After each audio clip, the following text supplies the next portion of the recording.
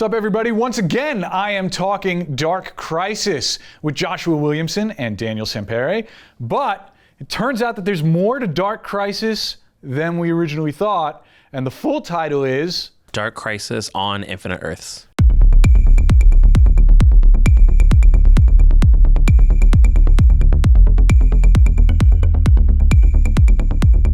You've kind of described this as like a direct sequel to the original Crisis on Infinite Earths. There have been other stories that have touched on the themes of the original Crisis, but they weren't quite a sequel to it. So what makes this that spiritual sequel?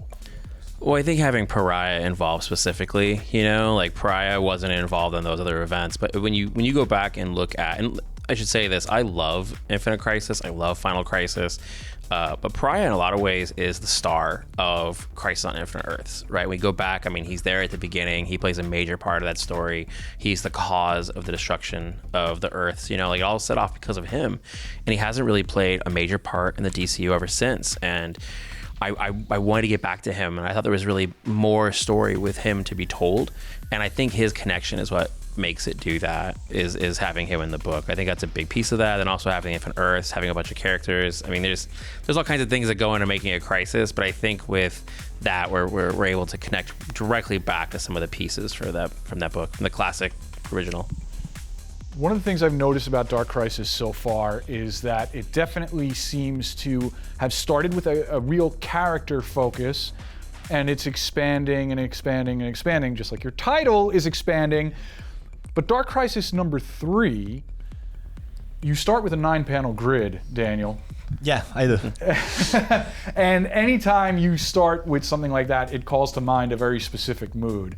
And I think that was a really impressive way to do this. So can you just tell me about kind of starting with that and what that symbolizes to you? Yeah, the page tries to focus on the grief of the characters.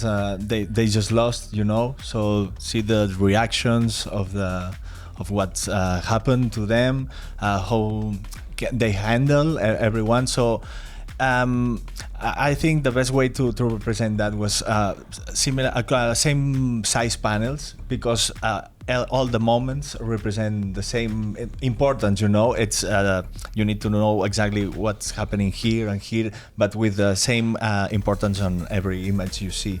So we thought it was the best way to start the issue, and it's like the calm also before the storm. Yeah, that's how I felt all 3 issues. We were really trying to start with a bit of a slow burn and be a little bit more character-based, but we knew that was really all about getting all of these characters into position so that we could do the explosions, we could do all these really big moments that are coming. The Justice League is dead. The Titans are in shambles. The Green Lantern Corps is in trouble in this issue, right? Yeah. How worried about the JSA should I be? I'm just glad they're back. I'm just glad they're back, and I'm glad we get to have them in this story. And I think you can't do a story like this without them. And I think the idea of so much of what Dark Crisis is about legacy, and you can't really do a story at DCU about legacy without involving them. And they play an important role, and especially Alan Scott. And there's a scene in 4 where Alan Scott and Nightwing have like a heart-to-heart about some of the things that are going on. But yeah, the JSA are important to the story, and they play a big role. Daniel, that JSA reveal is stunning. That is just Thank you such so much. a cool page. Thank you.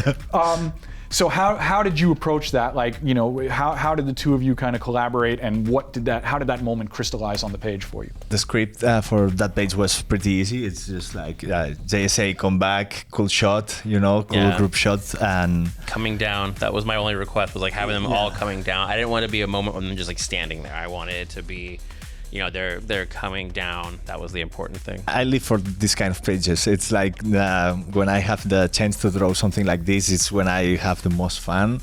So I just take the chance to try to do my best, and I wanted to give some some Alex Ross vibes, this kind of like gods coming from the sky. I'll try it at least. Yeah, very majestic kind of importance, exactly. And you can feel that in there with you, and the coloring that Alejandro did on that page. Yeah, it shines, it really comes through. The colors just put everything together, It's like majestic, but also with that colors Alejandro put. It's like warm at the same time, you know, like, okay, they are here to help. I try to at least make readers feeling this way. This is a super like villain heavy book, you know? I mean, I guess that's what happens when you take the Justice League off the table before #1 even hits, right? And now the Legion of Doom is involved. It's one of my favorite parts of the whole book. Actually, we always talk about one of his favorite scenes is the last page of issue 2, which is the Green Lantern Corps. But to me, the Black Adam going to Legion of Doom is one of my favorite parts. Yeah. Joshua, you and I always talk about how we're almost the same age, like we kind of came up in the same era of fandom, right? And of course, you think of the Legion of Doom, you think of Challenge of the Super Friends. Yeah.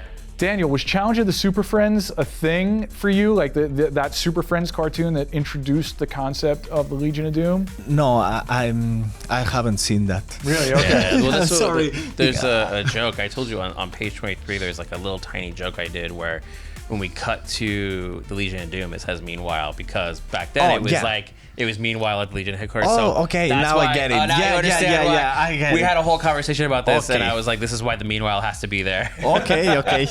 Remind me how many issues Dark Crisis is? 7. Yeah, 7 issues. Yeah, We're almost at the halfway point. Yeah. And you still have not shown your entire hand. No, we have more stuff coming. Issue 5 ends with a very like, oh shit moment, we're screwed. And then you start to see more stuff going on. And then we have one-shots that are going to connect, and you're going to see, there's a lot more coming. For me, part of that a lot more coming, there's one super team that hasn't shown up yet, and that's the Legion of Superheroes. I love the Legion of Superheroes. We don't have a plan for them in this book yet, and part of it's because like right now, Brian Michael Bendis is doing a Justice League versus Legion of Superheroes comic book, and that takes place before this. So they're not going to be involved. I've thought about it a few times, but then it's like, if I add the Legion of Superheroes, then Daniel will 100% kill me, because we already have so many characters in the book that he has to draw. We have too many Legions. Yeah, so could you imagine if I'm like, and by the way, you're going to draw like 30 kids, like teenage superheroes, it'll be fine.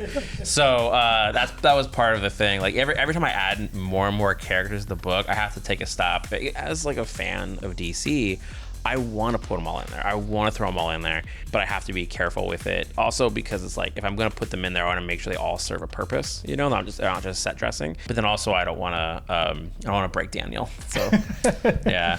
I appreciate it. All right, fellas. Well, thank you so much. Thanks to you. Awesome. Thank you.